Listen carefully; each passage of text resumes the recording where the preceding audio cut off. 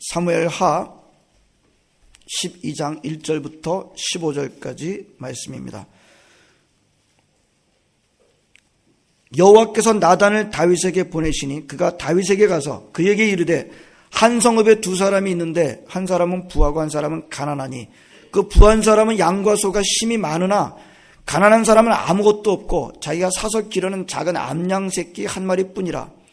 그 암양 새끼는 그와 그의 자식과 함께 자라며 그가 먹는 것을 먹으며 그의 잔으로 마시며 그의 품에 누움으로 그에게는 딸처럼 되었거늘 어떤 행인이 그 부자에게 오매 부자가 자기에게 온 행인을 위하여 자기의 양과 소를 아껴 잡지 아니하고 가난한 사람의 양 새끼를 빼앗아다가 자기에게 온 사람을 위하여 잡았나이다 하니 다윗이 그 사람으로 말미암아 노하여 나단에게 이르되 여호와의 살아계심을 두고 맹세하노니 이 일을 행한 그 사람은 마땅히 죽을 자라. 그가 불쌍히 여기지 아니하고 이런 일을 행하였으니 그 양 새끼를 4배나 갚아 주어야 하리라 한지라. 나단이 다윗에게 이르되 당신이 그 사람이라. 이스라엘 하나님 여호와께서 이와 같이 이르시기를 내가 너를 이스라엘 왕으로 기름 붓기 위하여 너를 사울의 손에서 구원하고 네 주인의 집은 네게 주고 네 주인의 아내들은 네 품속에 두고 이스라엘과 유다 족속은 네게 맡겼느니라. 만일 그것이 부족하였을 것 같으면 내가 네게 이것저것을 더 주었으리라. 그러한데 어찌하여 네가 여호와의 말씀을 업신여기고 나보기에 악을 행하였느냐. 내가 칼로 햇사람 우리아를 치되 암몬 자손의 칼로 죽이고 그의 아내를 빼앗아 네 아내로 삼았도다. 이제 네가 나를 업신여기고 햇사람 우리아의 아내를 빼앗아 네 아내로 삼았은즉 칼이 네 집에서 영원토록 떠나지 아니하리라 하셨고 여호와께서 또 이와 같이 이르시기를 보라 내가 너와 네 집에 재앙을 일으키고 내가 네 눈앞에서 네 아내를 빼앗아 네 이웃들에게 주리니 그 사람들이 네 아내들과 더불어 백주에 동침하리라. 너는 은밀히 행하였으나 나는 온 이스라엘 앞에서 백주의 이 일을 행하리라 하셨나이다 하니 다윗이 나단에게 이르되 내가 여호와께 죄를 범하였노라 하매 나단이 다윗에게 말하되 여호와께서도 당신의 죄를 사하셨나니 당신이 죽지 아니하려니와 이 일로 말미암아 여호와의 원수가 크게 비방할 거리를 얻게 하였으니 당신이 낳은 아이가 반드시 죽으리다 하고 나단이 자기 집으로 돌아가니라. 우리아의 아내가 다윗에게 낳은 아이를 여호와께서 치심에 심히 앓는지라. 아멘. 요즘 날씨가 참 좋습니다. 아마 1년 중에 가장 좋은 계절이 아닌가 그런 생각이 듭니다. 적당하게 약간 이제 서늘한 바람도 있고요. 자, 지난번 월요일에 좀 야외를 나갔더니 빨간 단풍이 들기 시작하는 그런 모습을 봤습니다. 얼마나 참 좋은지. 이렇게 좀 서늘한 바람이 불고 그렇게 되면 우리 마음이 좀 차분해지고요. 그런 가을 이렇게 좀 생각이 좀 들고요. 그럴 때 되면은 좋은 책도 좀 이렇게 붙잡고 읽게 되고 요즘은 전부 다 책이 아니라 전부 다 이렇게 그거 보느라고 책들을 잘 안 잡습니다만 기왕이면 여러분 하나님의 말씀 묵상하기 굉장히 좋은 계절입니다. 그래서 여러분들 성경뿐만이 아니고 좋은 양서들, 좋은 책들, 영혼을 살찌는 책들, 신앙적인 책들을 그렇게 읽으시면 참 우리한테 좋은 유익이 있으리라 그렇게 생각됩니다. 오늘 설교는 스토리적인 내용이라서 여러 가지 좀 짧진 않습니다만 오늘 본문을 이해하기 위해서 먼저 앞에서 일어났던 이 이야기를 하지 않을 수가 없겠습니다. 잠시 좀 살펴보도록 하겠습니다. 그날 다윗은 다른 모든 부하들이 목숨 걸고 싸우는 전장터로 나가 있었을 때 왕궁에 남아 있었습니다. 왕궁에 남아 있었고 또 굉장히 잠을 아주 그냥 푹 잤던 것 같아요. 저녁까지 잠을 자고 저녁에 일어나게 됐습니다. 우리가 알고 있는 다윗의 모습하고는 상당히 좀 다른, 좀 뭔가 이렇게 다윗답지 않다는 그런 생각이 듭니다. 다윗이 그런 사람이 아니잖아요. 예, 아무도 나서지 않는 골리앗과의 싸움에서 아주 담대하게 나가서 싸우는, 싸움을 나갈 때마다 앞장서서 나오는 그런 다윗이었는데, 그날은 다윗이 많은 사람들이 목숨 걸고 싸우는 전쟁터에 나가지도 않았고, 그리고 늦게 일어나고 저녁에 일어나가지고 이제 일어났게 됐던 것을 보게 됩니다. 자, 아무튼 그렇게 해가지고 오늘 사건이 시작된 것을 보게 됩니다. 무슨 사정이 있었는지 모르지만 다윗 닿지 않았습니다. 자, 그렇게 해서 일어나가지고 왕궁 옥상을 거닐 때에 눈에 보이는 거리에서 한 여인이 목욕하는 것을 보게 됩니다. 아주 아름다워 보이는 거예요. 외모적으로 아주 아름답게 보이는 거예요. 예. 자, 이 부분에 대해서 남자들은 굉장히 뭐라 그럴까요? 좀 그런 생각을 해요. 밧세바가 의도적으로 그런 게 아닌가. 예, 그렇게 생각하는 일부의 남자들이 있어요. 다 그런 건 아니고요. 예, 설득력이 없습니다. 예, 제가 요즘 읽은 책을 보니까 그 당시에 옥상에서 목욕을 하는 게 일종의 문화였다는 거예요. 요즘 같으면은 그냥 수도꼭지만 틀면은 더운 물이 콸콸 나옵니다만, 그 당시에 더운 물을 준비하는 그 방법으로서 옥상에다가 물을 받아놓고 태양열로 따뜻하게 하고 저녁 때 올라가서 목욕하는 것이 일종의 그 당시의 문화였다는 거예요. 예. 그래서 밧세바는 그 시간에 옥상에서 누가 볼 것이라는 생각을 못했다는 것입니다. 자꾸 이 사건에 대해서 밧세바를 자꾸 비난하고 그러는 것은 제가 볼 때는 좀 멋지지 않은 것 같아요. 예. 자, 졸렬한 남자가 될 뿐입니다. 아무튼 다윗은 목욕하는 밧세바를 보게 됐고 순간 다윗은 욕정에 사로잡히게 됩니다. 여기까지야 무슨 큰 문제가 있었겠어요. 문제는 그 다음입니다. 사람을 보내서 그 여인이 누군지를 알아보게 합니다. 예. 지금 마음이 일어난 것이야. 뭐 우리는 어쩌겠습니까만 여기까지 이제 행동으로 옮기는 거예요. 사람을 보내가지고 그 여인이 누군지 알아보게 되는데 그 알아보는 그 사람은 뭐 전혀 알지 못하는 그런 사람은 아니었을 거예요. 예, 그 사람이 알아와서는 이렇게 말을 합니다. 그는 엘리암의 딸이요 햇사람 우리아의 아내 밧세바가 아니니까. 제가 강조하고 있는 건 엘리암의 딸이요 우리아의 아내 밧세바가 아닙니까? 먼저 이렇게 아닙니까? 라고 하는 의문문으로 우리 개역 성경은 번역을 했습니다. 이제 많은 영어 성경이 이제 의문문으로 이렇게 번역한 성경이 있는가 하면 평서문으로 그냥 밧세바입니다. 엘리암의 딸이요 우리아의 아내 밧세바입니다라고 평서문으로 번역한 영어 번역도 있습니다. 우리 개역 성경은 이제 의문문으로 이렇게 번역을 했는데요. 하여튼 의문문이든 평서문이든 그 여인을 보고하는 그 사람이 무슨 정신으로 그렇게 보고를 했을까요? 왕 앞에서 예? 침을 꾹꾹 삼키면서 말을 좀 더듬으면서 하지 않았을까요? 당신이 지금 욕정으로 바라보고 있는 저 여인은 엘리암의 딸입니다. 엘리암이 누군가 하면 엘리암은 다윗의 측근 가운데 30명 아주 최측근 가운데 한 사람이 바로 엘리암입니다. 당신이 지금 그렇게 생각하는 저 여인은 엘리암이라고 하는 당신의 최측근 부하의 딸입니다. 예? 그리고 또 뭐라 그래요? 햇사람 우리아의 아내 밧세바가 아닙니까? 우리아를 강조한 것을 좀 주목해 보시면 우리아. 예? 지금 전쟁터에서 목숨 걸고 이스라엘과 당신을 위해서 싸우고 있는 당신이 가장 신뢰하는 그 군사의 병사의 아내가 아닙니까? 이런 관점에서 볼 때 의문문으로 번역한 그 번역이 훨씬 더 마음에 와 닿습니다. 아닙니까? 여기서 보게 되면 잠깐 보면요. 밧세바의 아버지 엘리암의 딸이었어요. 밧세바의 아버지는 엘리암인데 엘리암은 또 누구의 아들인가 하면 아히도벨의 아들이에요. 아히도벨 아시나요? 아히도벨 아시죠? 다윗에게 있었던 뛰어난 모략가. 예? 한번 작전을 세우면 빈틈없이 시행되게 만드는 그런 뛰어난 모략가 아히도벨. 아히도벨이 그러니까 밧세바의 할아버지입니다. 밧세바는 아히도벨의 손녀였던 거예요. 나중에 어떻게 되죠? 아들 압살롬이 다윗을 배반할 때 아히도벨이 이 다윗을 배반하고 이 압살롬한테 붙지 않습니까? 이 사건과 무관하다고 말할 수 있겠어요? 자기 손녀와 손녀 사위에게 일으킨 그 악과 무관하다고 어떻게 말할 수가 있을까요? 자, 그런 관계를 모르지 않고 알고 있던 그 보고자가 당신이 지금 죄를 지으려고 하는 저 여인이 바로 밧세바라는 것을 보고 했을 때 이 사람의 말투와 태도가 무엇이었을까요?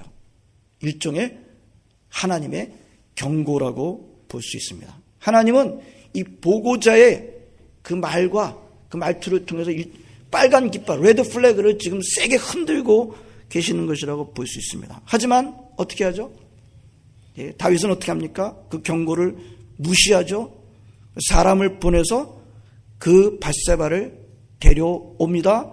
그리고 죄를 짓습니다. 하나님의 경고를 무시하고 부정하고 죄를 져요. 얼마 정도 시간이 지났겠죠. 밧세바가 임신했습니다. 라고 그렇게 말합니다. 바로 이때도 하나님께서 레드 플래그를, 빨간 깃발을 흔들고 있는 때가 아니었을까요?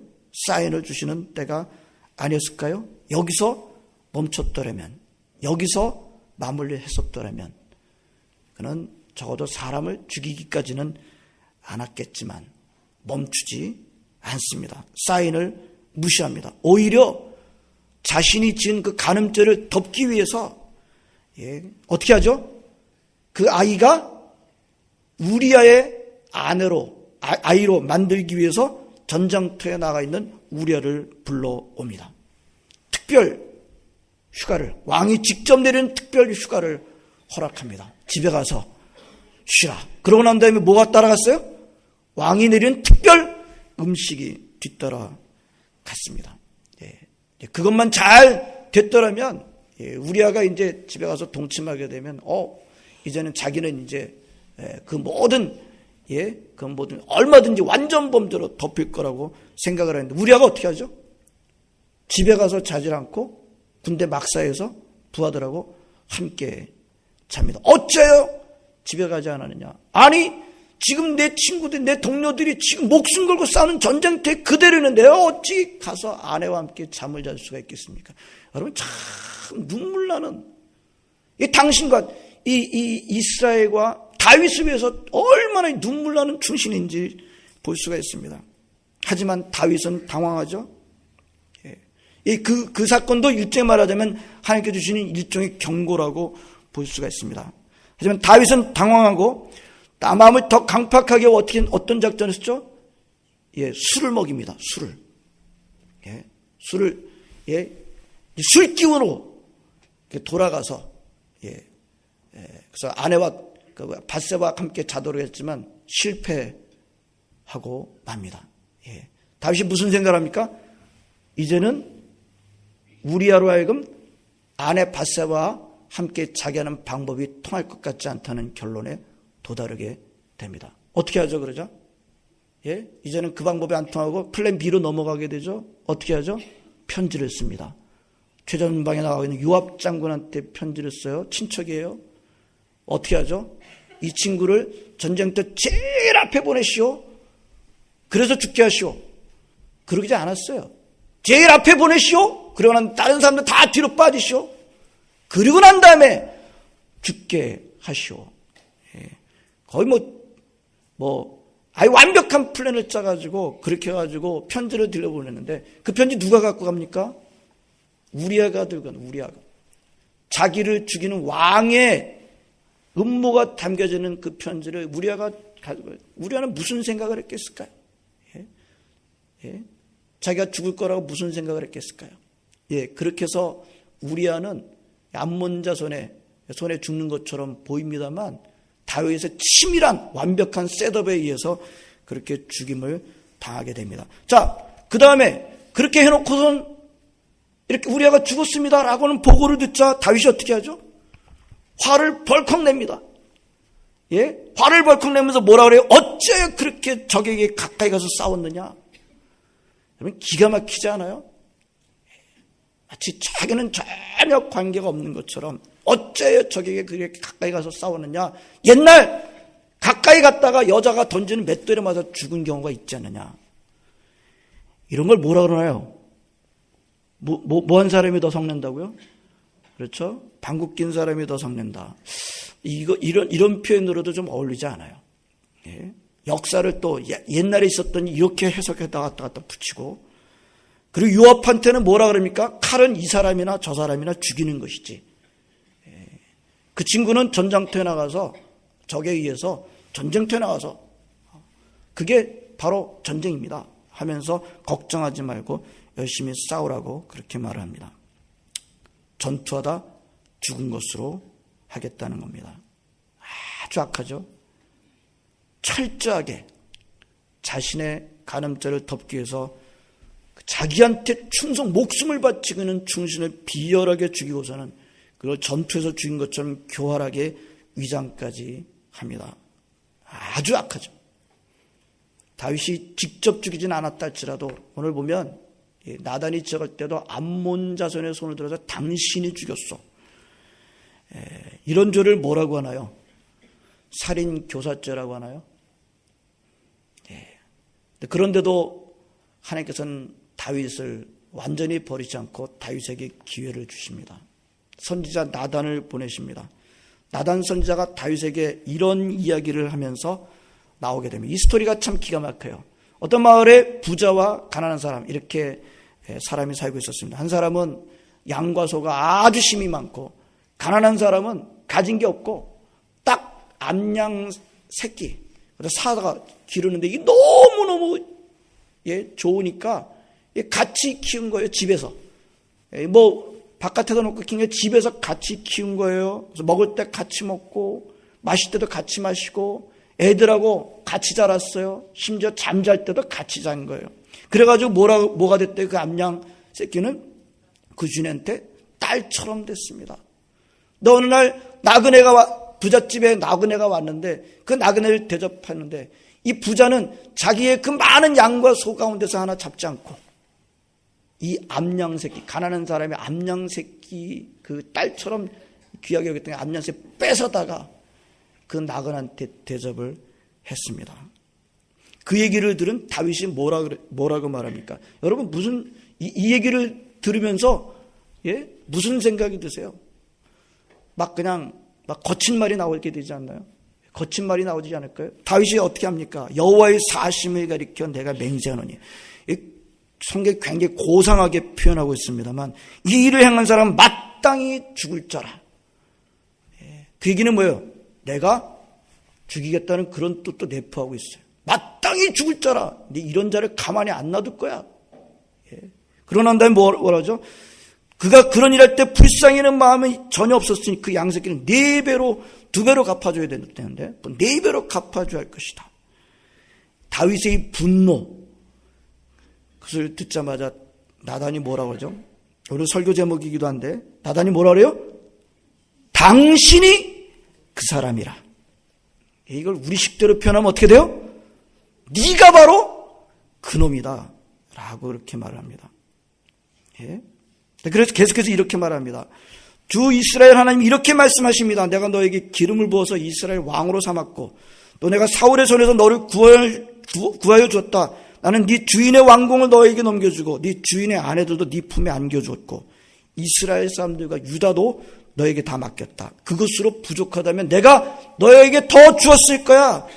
그런데도 너는 어찌 여호와의 말씀을 업신여기고 내가 악하게 여기는 행하였느냐.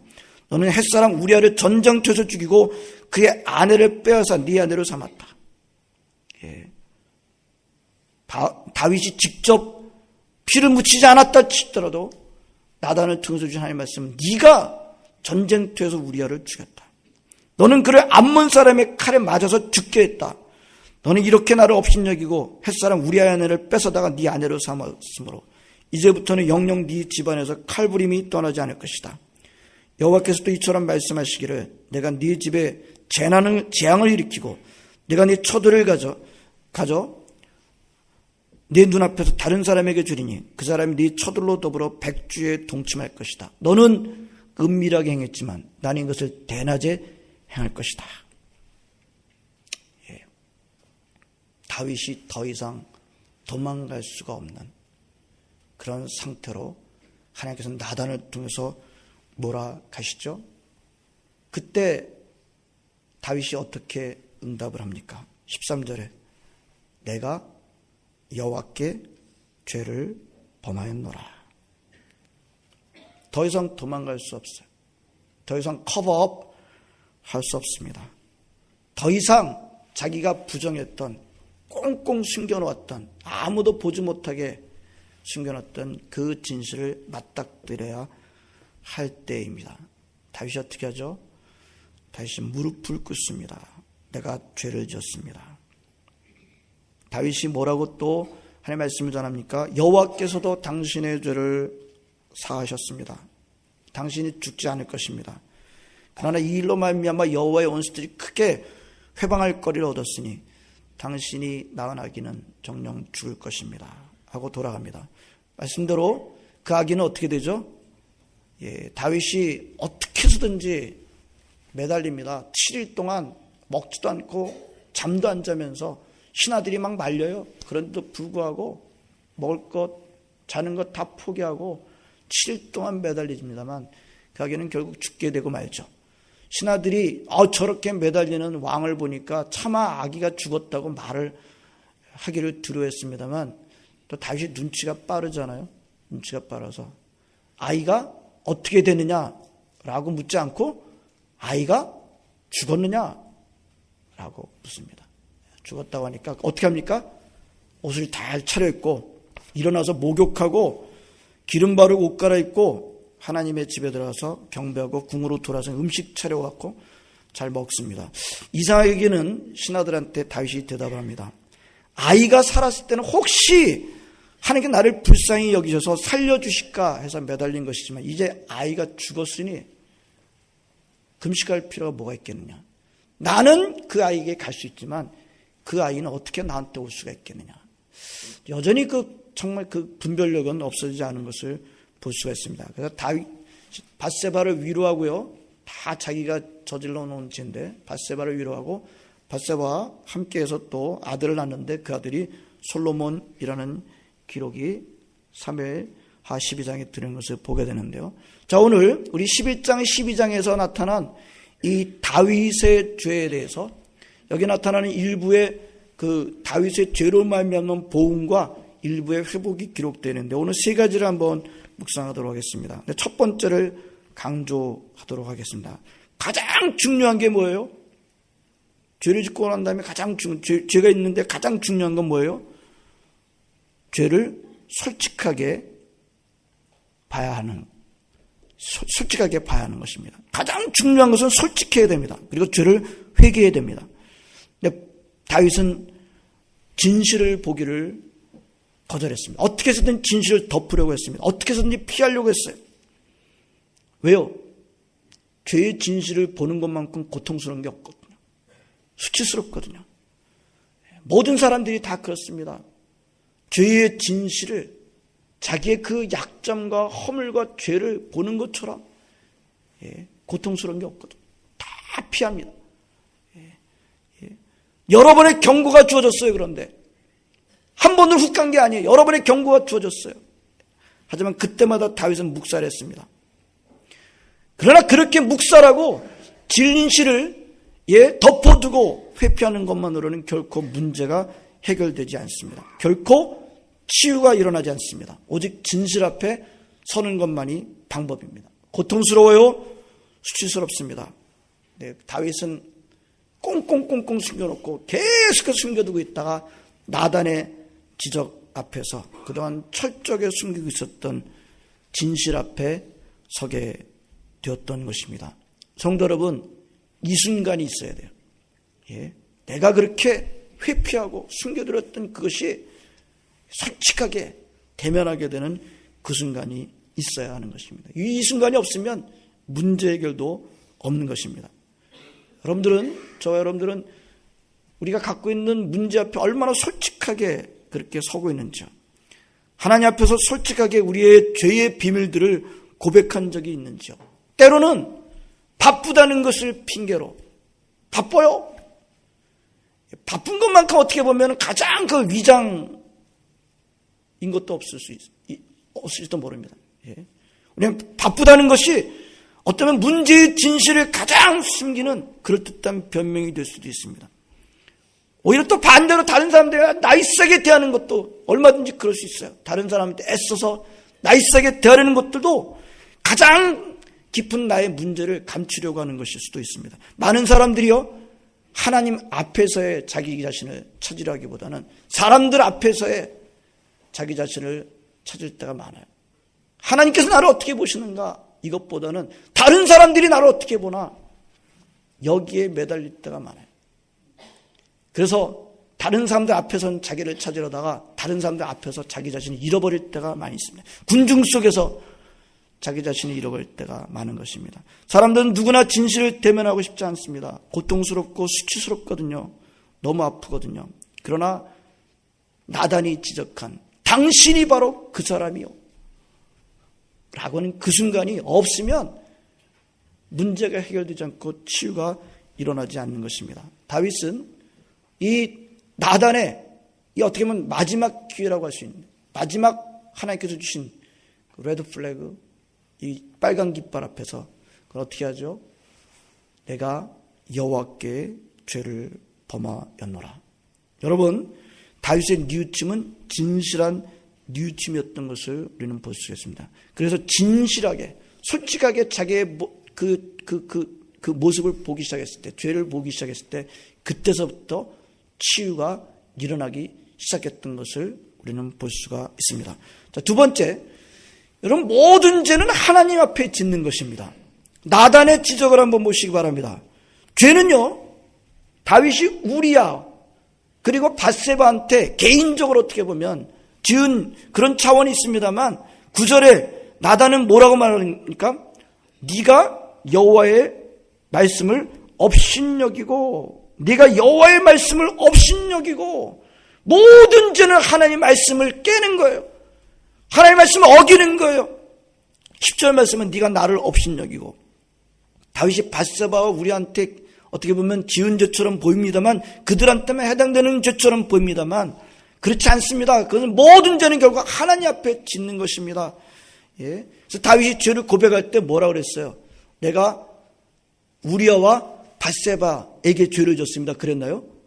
내가 여호와께 범죄하였노라 라고 말하는 것을 보게 됩니다. 여러분, 모든 죄는 하나님 앞에 짓는 것입니다. 그리고 그 어떤 죄도 결국엔 하나님의 영광을 가리게 됩니다. 14절을 보게 되면 다윗의 죄는 어떻게 무슨 결과를 가져왔다고요? 원수들이 크게 비방할 거리를 만들어줬다.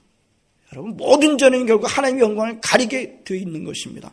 여러분, 좀 더 깊게 들어가게 되면요, 예, 당사자들이 좋다 그래가지고 죄가 아닌 것이 아니에요. 여러분, 여기 현대인들의 죄 가운데 말이에요, 자기네들끼리 좋아하는데 너무너무 좋아하지만 또 그 문제가 하나님은 안 좋아하시는 문제가 얼마든지 있어요. 모든 면에서. 그러면서 모든 죄는 하나님 앞에 결국 모든 죄는 하나님 앞에 짓는 것임을 볼 수가 있습니다. 세 번째, 죄는 사해 주셨지만 죄의 결과를 다 없이 해주시지는 않으실 수 있습니다. 다윗이 회개할 때 하나님은 다윗의 죄를 용서해 주셨어요. 나단은 분명히 하나님의 말씀을 전했습니다.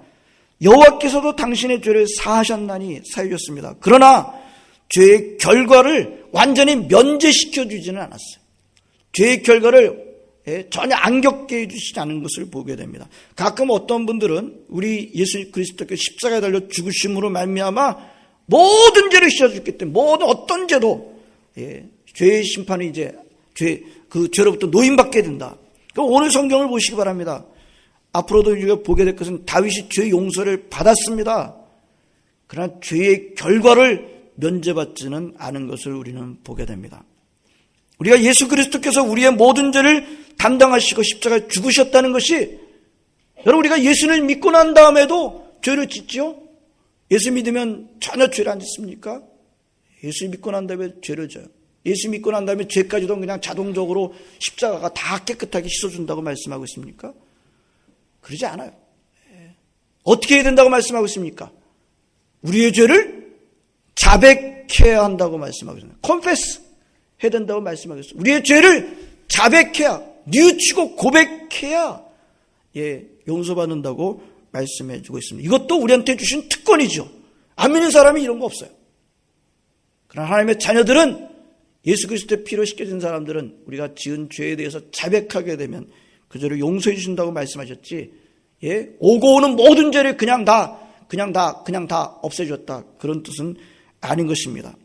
그래서 여러분, 우리 다윗이, 하나님께서 다윗을 버리셨습니다, 당신이 이제 하나님과 끊어졌습니다, 그렇게 말하진 않았어요. 하나님께서 당신이 용서해 주셨습니다. 그러나 죄의 결과는 겪게 될 것입니다.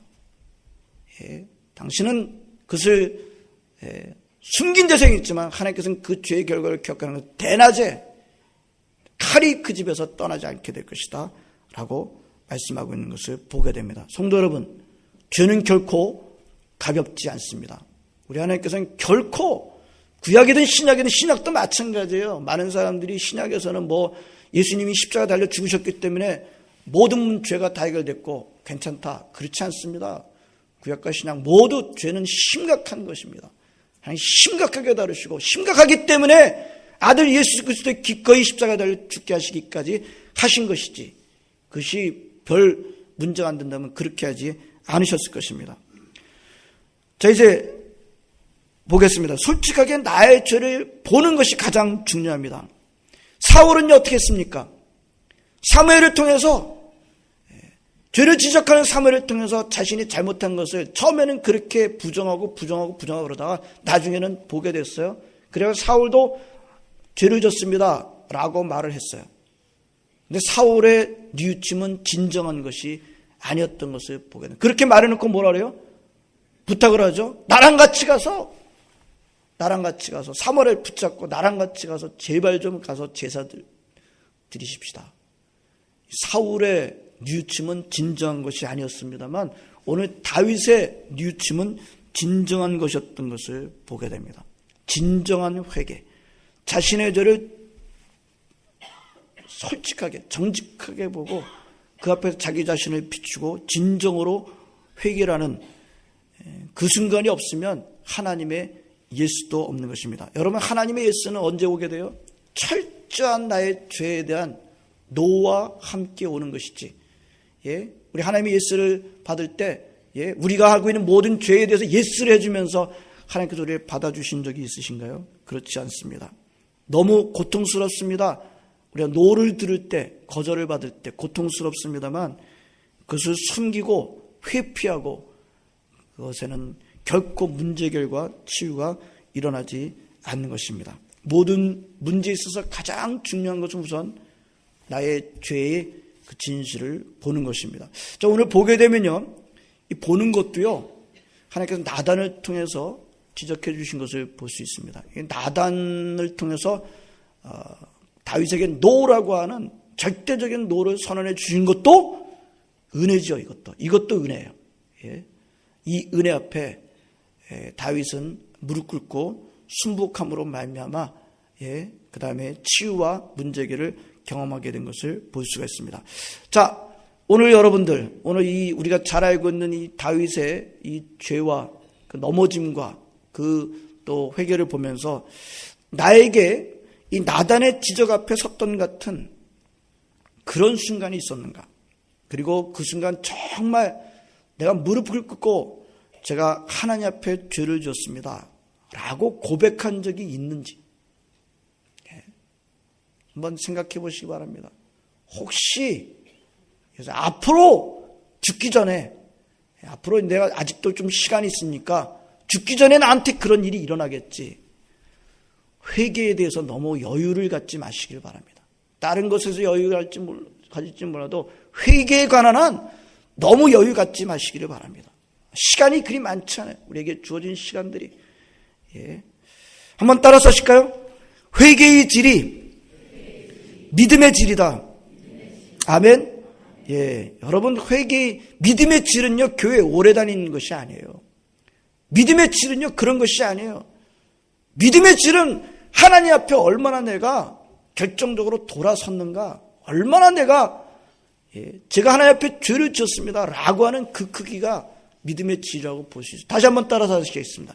회개의 질이 믿음의 질이다. 또 하겠습니다. 믿음의 질은 삶의 질이다. 아멘. 예. 여러분, 그 사람이 어떤 믿음을 갖고 있는가, 그 사람의 삶을 결정하는 것입니다. 예. 여러분, 오늘 이 사건을 우리가 보면서 여러분, 우리 믿음의 질은 교회 오래 다니고 여러 가지 하는 것, 그것이 아니라 얼마만큼 내가 하나님 앞에 강하게 나의 죄를 인정하고 고백하고 돌아섰는가, 여기에 달려있음을 놓치지 마시고, 시간이 많지 않은 우리에게 주어진 인생 동안에 회개에 대해서는 너무 여유를 갖지 마시고, 하나님 앞에 전적으로 우리 자신을 솔직하게 보며 주님 앞에 무릎 꿇고 나아가는 여러분 모두가 되시기를 주의 이름으로 축원합니다. 기도하시겠습니다. 하나님, 감사를 드립니다. 오늘도 저희들을 부르시고 주님의 전에 나오게 하시고 함께 예배를 드리게 하시고, 오늘 다윗의 넘어진 사건을 우리가 보면서 우리 자신을 돌아보게 하셔 주시니 참 감사를 드립니다. 하나님, 우리가 하나님하고 죄를 지을 때 어떻게 해서든지 부정하고 커버하려고 하고 있습니다만, 우리 하나님 아버지, 이 정말 엄숙한 현실 앞에 우리 자신을 돌아보는 나단이 지적했던 당신이 바로 그 사람이오라고 하는 순간이 있도록 저희들에게 은혜를 베풀어 주옵시기를 간절히 바라고 원합나이다.